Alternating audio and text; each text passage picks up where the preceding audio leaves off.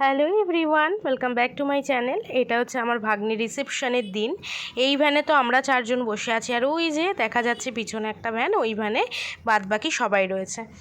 দেখো, ভ্যান থেকে সোজা এখন কন্যাযাত্রীর বাসে উঠে গেছি। এখানে আমি, আমার বর আর ভাগ্নে বসেছি, আর পিছন দিকটায় ওরা। এই যে দেখিয়েও দিলাম, বাসটা ঘুরিয়েও তোমাদেরকে দেখিয়ে দিলাম।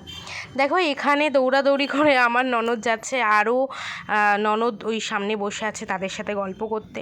তো কন্যাযাত্রী বুঝতেই পারছো, বাসে করে যাচ্ছি মানে হই হুল্লোড়, মজা, নাচানাচি করতে করতে। তো দেখো, বলতে বলতে এখানে আমরাও নাচ শুরু করে দিলাম। এখানে আমি, আমার ননদ, আমার পিসি শাশুড়ির মেয়ে, মানে এরাও আমার ননদ, সবাই মিলে নাচছি। আর আমি তো সবাইকে জোরও করছি নাচার জন্য।